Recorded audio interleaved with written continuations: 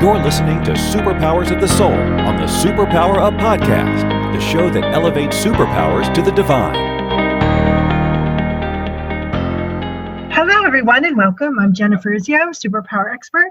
I'm founder of Soul Language, and this is Superpowers of Your Soul. And I'm with Carolyn Herfuth, and we are talking about entrepreneurship education, making the most of your business. Welcome, Carolyn. Hey, Jennifer. Yay! So I always like to start the conversation off with understanding what you feel is the superpower of your soul. Ooh, of my soul. Oh my gosh, that is such a great question. So, of my soul. Wow.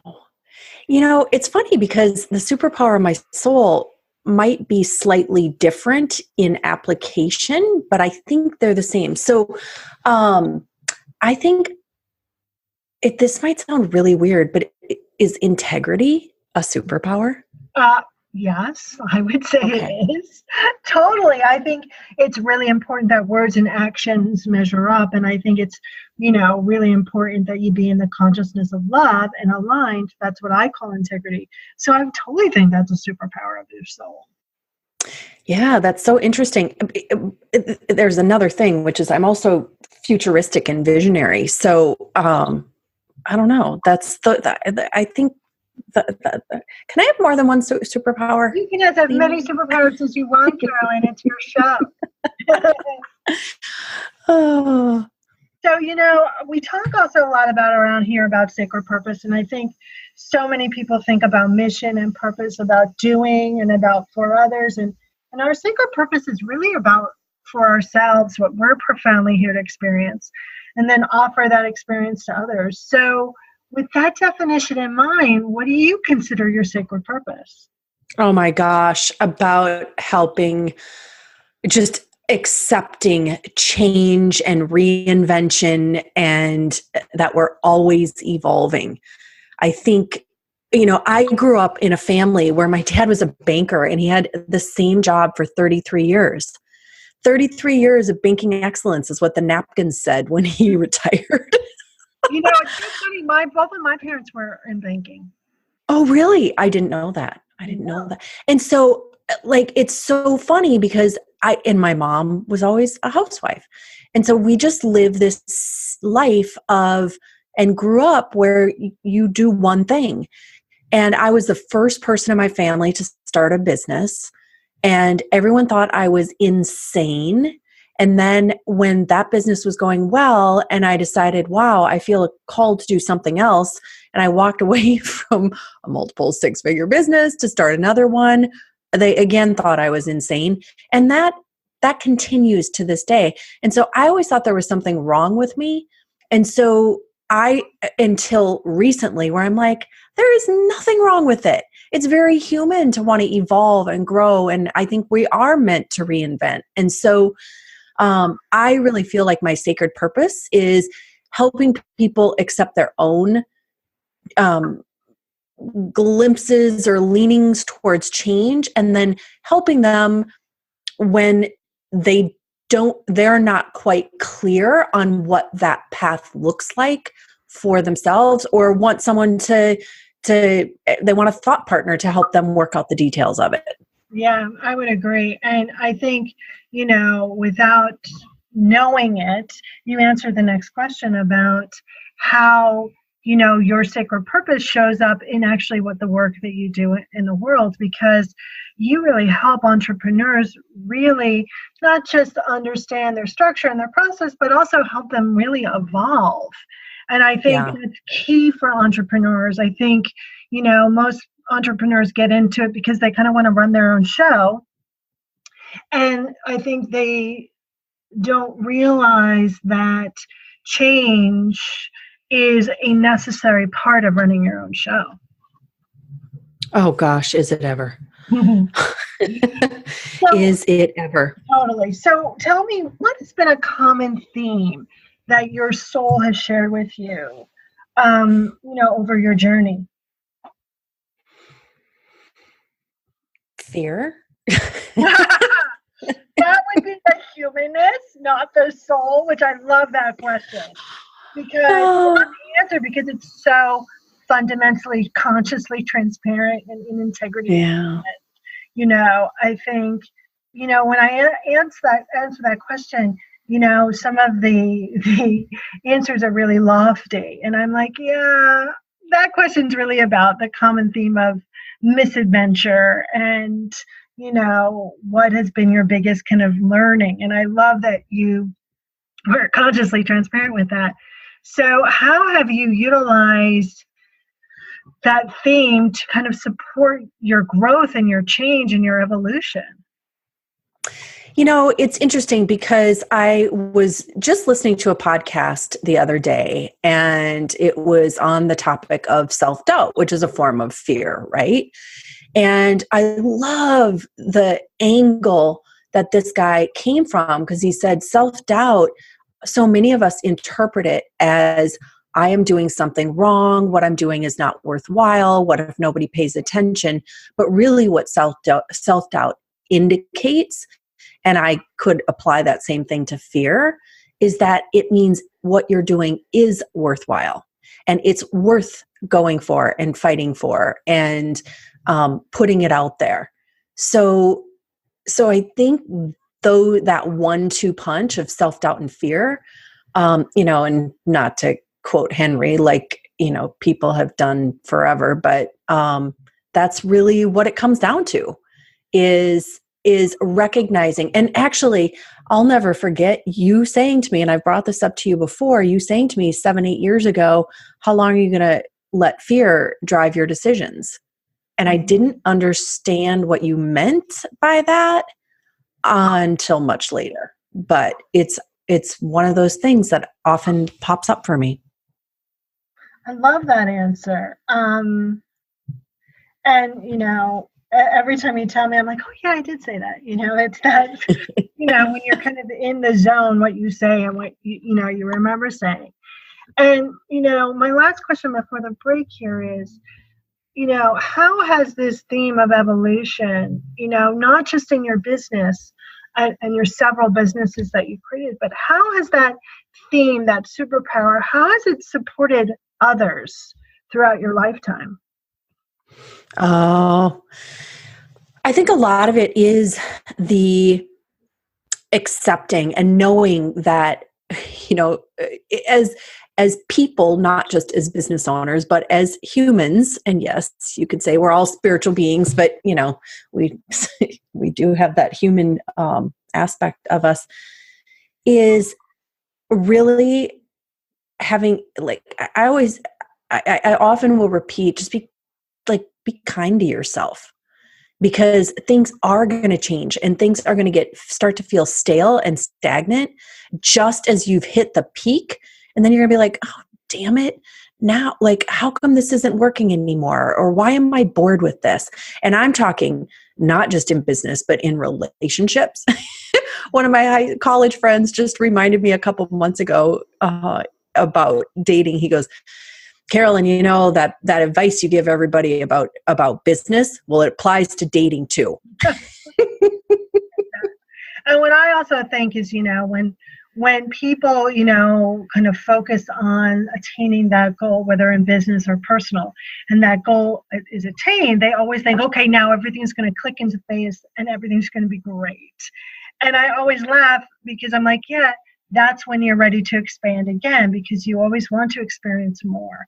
And I think people then take that experiencing more or that boredom as a failure or as something wrong. But it's just, like you said, an evolution. So before we break, tell everyone how to get in touch with you.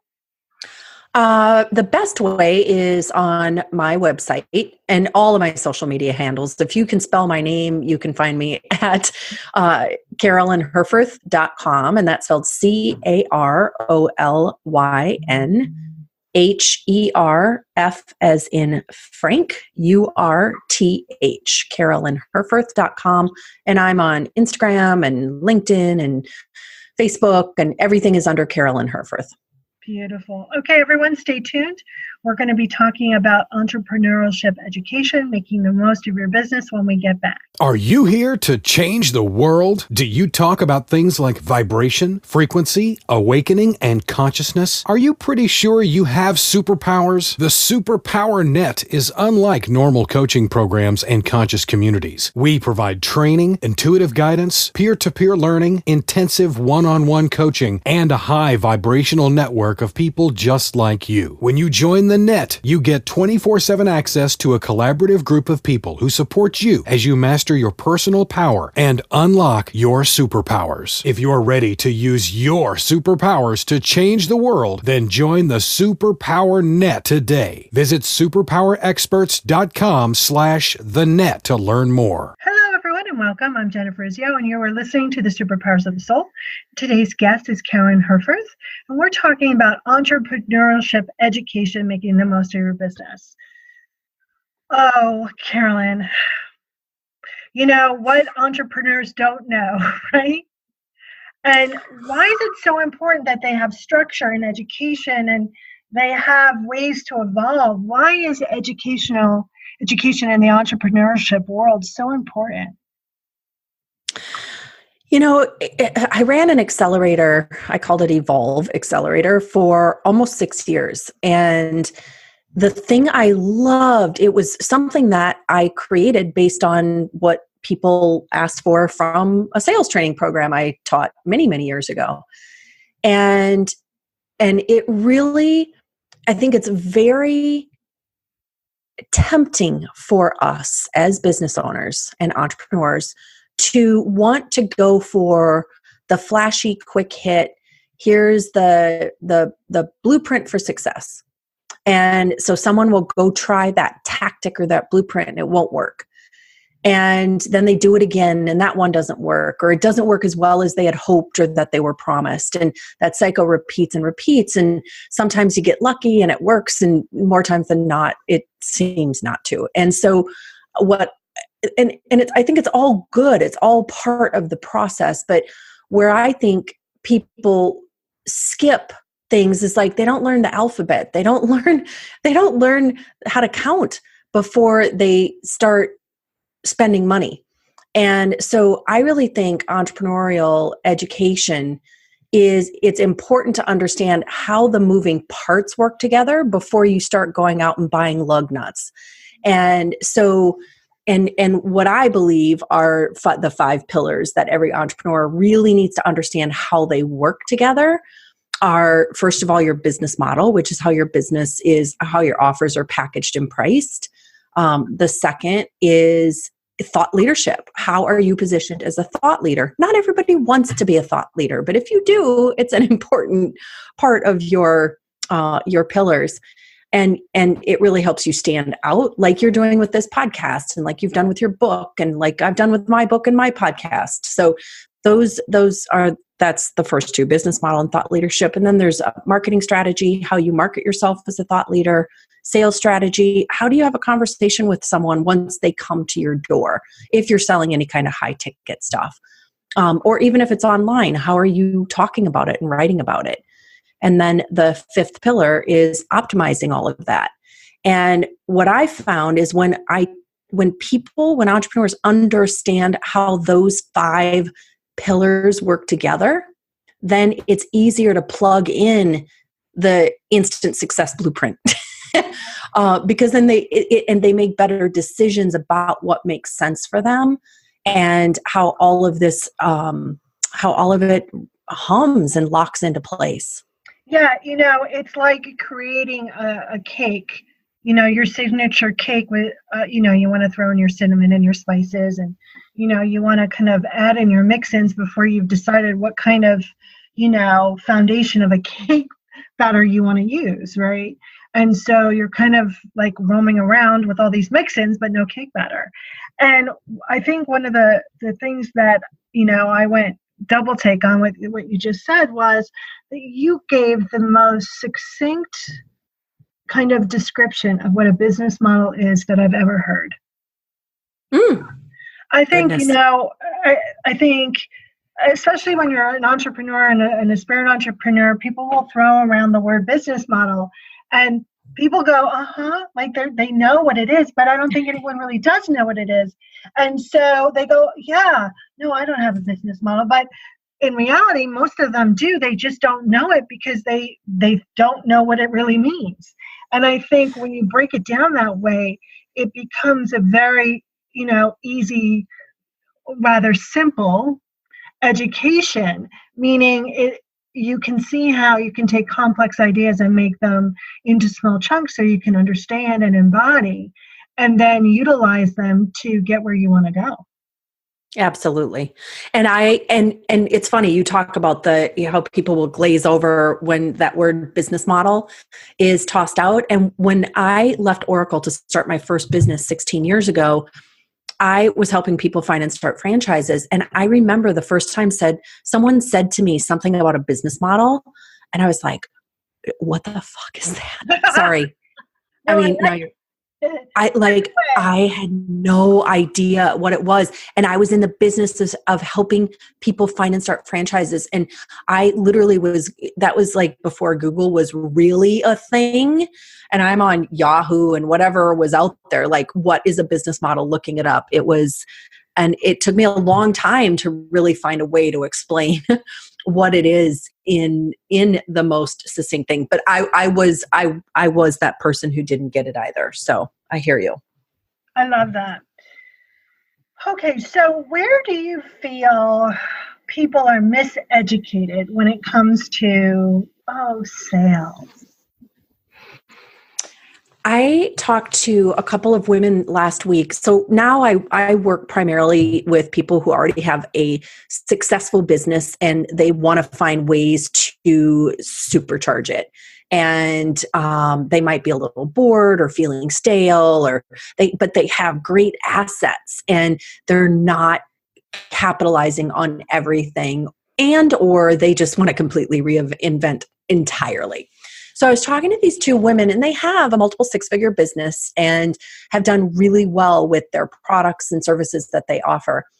And they, before hiring me, they asked the question, we know we could do a little better job with sales, but, are we going to have to push and make people uncomfortable? And they thought that might be the approach that I teach. And the exact opposite is true. I truly believe that so many people are freaked out by sales because they've been on the receiving end or had an experience and created a story based on that experience from 32 years ago or 7 years ago or 2 years ago, where someone did use manipulative or exploitative tactics and they felt taken. And so they think, so their association with what selling is, it ties back to that. And that is the furthest thing from the truth. One of my favorite things to do, and I do it with, new clients, and I do it with clients who I work with who are continually reinventing and evolving, is finding what's the conversation need to sound like for this stage of business. So if you've been comfortable selling something for $1,000 and now you're going to increase that price to $2,000, you're going to have a little different energy going into that conversation. So we need to change how you approach the conversation. And so it's really interesting it's really fun to do that. And I actually have a client who we worked together for a couple of years and we doubled her business. And, a couple of times, and her final sales strategy session with me, she was just saying, I just hate it when people don't make a decision right away. It just is such a pain. She has she'll hit 7 figures this year. And I said, well, what if you approach the close this way? What if you do this? And we came up with 2 or 3 things for her to ask and say in the conversation that I would feel completely comfortable doing that with my grandmother if she were still alive. And she called me the next day and she goes, it worked. I already closed somebody and I got a full pay for $10,000. And nothing changed in how she felt she didn't feel gross or make anyone else feel gross about it. In fact, she's getting more referrals than ever because of what we did. And it's not pushy at all. And I think what where so many people struggle is they don't have a thought partner, someone like me who's had 34, God, I don't know how many years of experience, 30 years of experience selling, and can just look at a situation and say, how about if you tried it this way? Right. And so I feel really bad when people don't have a handle on sales. Yeah, I think that they get really stuck in their story or their experience, or get stuck in comparison, or not wanting to be like those people, not wanting to be, slick or icky. And, I was talking to a client about getting testimonials, and she goes, well, how do I ask? I go, just ask. It did resonate with you. If you give me a testimonial, if not, okay. I think so often as human beings and intuitive human beings, we're trying to take responsible for what other people feel or what they might feel, that we're not in our zone to share or to sell or to market ourselves. Well, I also would add to that. It's interesting that you say people are so worried about how the other person's going to feel. I don't know. I actually think they're more worried about what they're going to feel themselves.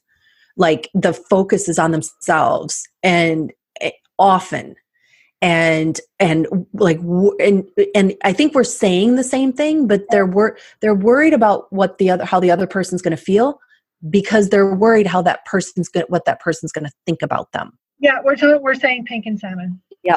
Yep.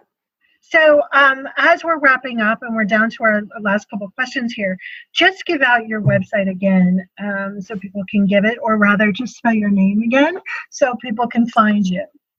Sure. My name is Carolyn Herfuth, and it's spelled Carolyn. Herfuth is HERF as in Frank, URTH.com. Beautiful. So what is one thing you want people to remember about education and the entrepreneur?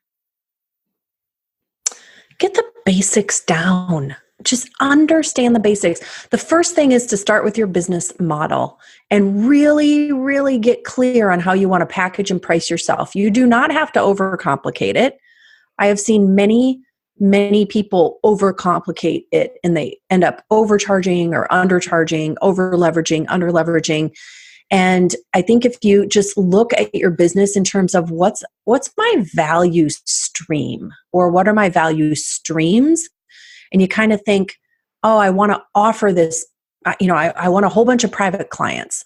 Well, what's the path for that person to get to that point? And what are things that you can offer along the way, whether they're free, paid, group, a download, something like that? Just how do you reverse engineer into that? And I call that a value stream, which is part of your business model. And when you start there and you're really clear on your value, it makes the marketing easy. It makes the sales conversation easy. So that's really, if there's only one thing you could do and then your hands were tied behind your back and you couldn't do any more foundational studies or anything like that, get the business model right, period. So here's my last question. If you were a magnet on whatever you call your higher powers refrigerator, what would your magnet say?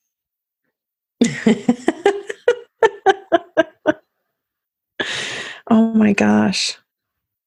What a great question. We're meant to reinvent. Nice.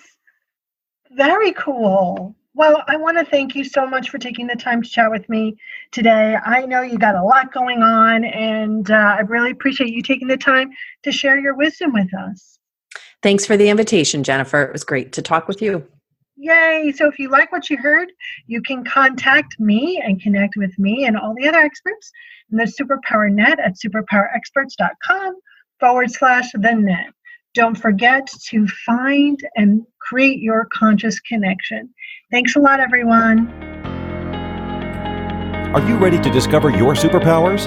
Go now to superpowerexperts.com and take the Superpower Quiz today.